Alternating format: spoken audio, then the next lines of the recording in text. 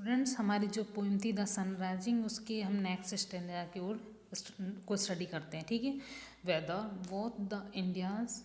And of spices and mine we here thou left them or lie here with me ask for those kings whom thou saw yesterday and thou shall hear all here in one पे ले। तो यहाँ पर जो पोइटिस बोलता है वो poet बोलता है, इस बात को स्टडी करता है और कहता है कि वेदर बोथ इंडियाज, मतलब अपनी जो इंडियन जो इधर की कंट्री हैं, मतलब ईस्ट वाले जो कंट्रीज़ हैं, तो वो अपने स्पाइस मतलब मसाले के लिए और माइन अपनी खदानों के लिए फेमस है। तो तुम दोनों जो इंडिया है, जो दोनों मसालों और माइन के लिए फेमस है, we where thou left them, जिनको तुमने छोड़ा था वो सभी चीज़ें तो आज मेरे साथ लेट हुई, मतलब कि उसकी जो विलव्ड है वो इन्हीं के फॉर्म में है। आस्क फॉर दोज किंग्स, उन राजाओं से पूछो, हुम दाउ शायद, जिनको तुमने कल देखा था, एंड दाउ सैलियर, और उनसे सुनोगे, all here in one bed ले, सभी चीज़ें तो एक ही बिस्तर में लेटे हुए, मतलब राजा मैं हूँ और मेरी रानी और उसकी रानी में ही पूरा का पूरी इंटायर जो इम्पोर्टेंट वर्ल्डली जो चीज़ हैं वो सभी उसी में कंबाइंड हैं, उसमें समाहित हैं। तो यहाँ पर जो पोइट है वो एक इंटरेस्टिंग टोन में अपनी बात को बोलता है, और उसने जिस तरह से अपनी जो एक तरह से क्या बोल सकते हैं हम, उन्होंने अपनी जो विलव्ड है उसको, जिसकी को इतना हाई उन्होंने एग्जैगरेट किया, उसको हाई इतना बड़ा है, तो वो बहुत ही इंटरेस्टिंग है हमारे लिए। और इसको हाइपरबोलिक टोन में अपनी पोइम, अपनी जो विलव्ड है उसको एडमायर किया है ये भी पोइट की, वो भी इतने जोग्राफिकल वे में। It's mind blowing that we again जो स्टंजा इसको डिस्कस करते हैं। देखो कि जो इंडिया है जो किसके लिए फेमस है, यहाँ पर इंडियाज़ का मतलब है पूरा ईस्टर्न पार्ट, पूरा वर्ल्ड का ईस्टर्न पार्ट है, जो स्पाइस और माइन जो सोने चांदी के लिए फेमस है, जिसको कि सन, अब हमारा जो सन है वो राउंड होता है, मतलब सॉरी पृथ्वी जो है हमारी अर्थ है वो सन के राउंड होती है। तो यहाँ पर जो पोइट बोलता है कि तुम चक्कर लगाते हो, मतलब वो तो फिक्स है, अपनी पोजीशन पे फिक्स है, बट वो बोल रहा है कि तुम चक्कर लगाते हो सब जगह। तो तुम जब चक्कर लगाते हो तो तुम्हें इस बात से, तुम इस बात को समझ जाते हो कि जो ईस्टर्न वाला पार्ट है, जो इंडियाज़ है,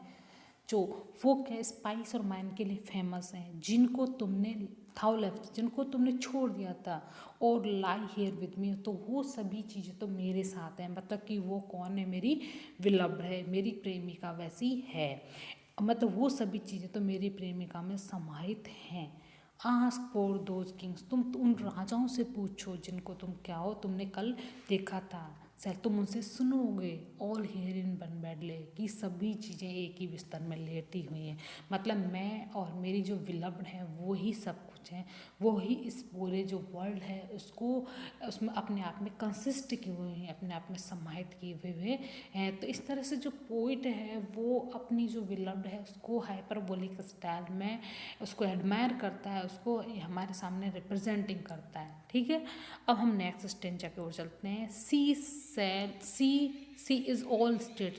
वे सभी स्टेट, सभी राइज हैं, एंड ऑल प्रिंसेज, और सभी प्रिंसेज हैं, आई नथिंग एल्स, मतलब जो मेरी बिलव्ड है वो ही सब कुछ है, बट मैं कुछ नहीं हूँ। तो ये लाइन भी इसकी इम्पोर्टेंट है,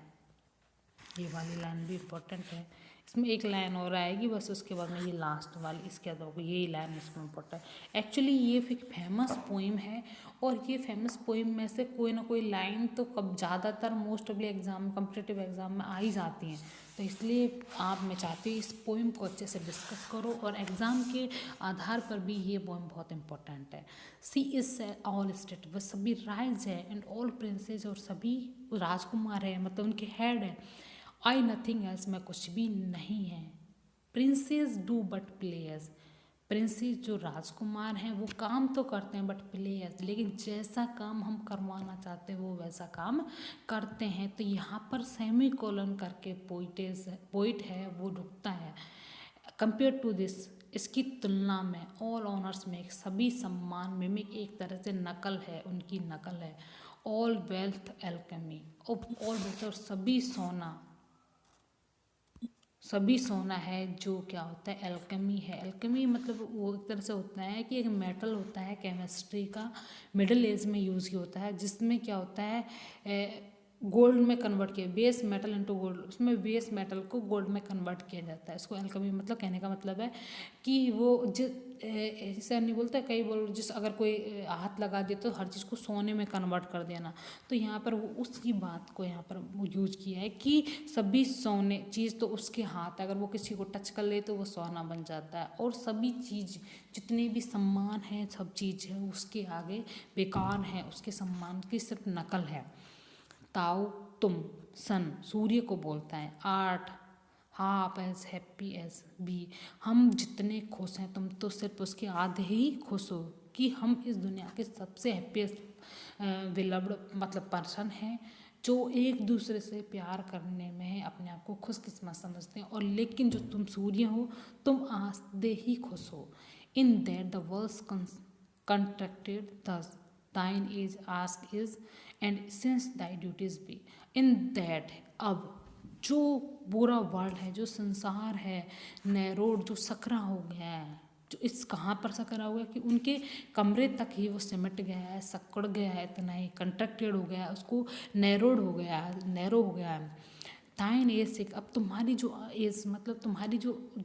उम्र है वो आराम करना चाहती है, एंड सिंस दाई ड्यूटी भी, और ये और जो तुम्हारी ड्यूटी भी आराम करना चाहती है। कहने का मतलब है तुम अपनी ड्यूटी को करते हो, तुम्हें काफ़ी लॉन्ग टाइम होगा, और तुम अपनी इस ड्यूटी की वजह से तुम्हें आराम करना चाहिए, जो तुम लॉन्ग टाइम से करते आ रहे हो।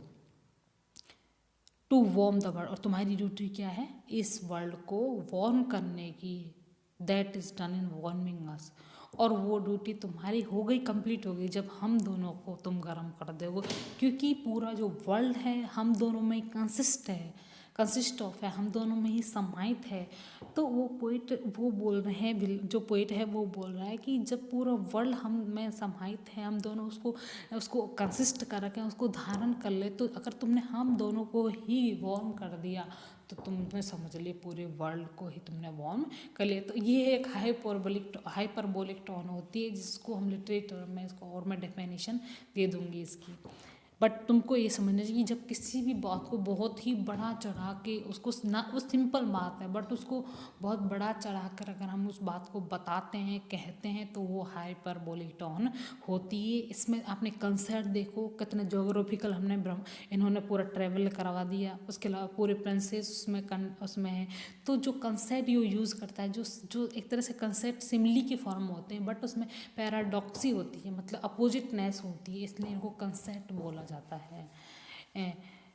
साइन हेयर टू अस, तुम हमें चमका, हमें हमारे ऊपर चमको, थाउ आर्ट एवरीवेयर, तो तुम्हारी जो कला है वो सब जगह फैल जाएगी। यदि तुम हम दोनों को गर्म कर दोगे, हमारे ऊपर चमको, तो तुम्हारी जो आर्ट है उसको कहीं अदर, तुम्हें उसके लिए फैलाने के इजारा नहीं पड़ेगा, वो हम पे ही चमक के फैल जाएगी। This bed Dai centre is, ये जो तुम बिस्तर है वो तुम्हारा सेंटर होना चाहिए। दीज वॉल दाई स्पेयर, और जो ये दीवार हैं ये तुम्हारा स्पीयर मतलब गोलार्ध होना चाहिए, जैसे नॉर्थ हेमस्फीयर और इन द सेम में साउथ हेमस्फीयर होने चाहिए, और उन्हीं को तुम अगर इन दीवारों को इस सेंटर पे जो बेड है हमारा सेंटर पे रहकर अगर ऐसा गर्म करोगे तो पूरे के पूरे वर्ल्ड को गर्म कर दोगे। तो इन द सेम में यहाँ पर पोइट बोल रहा है, जितने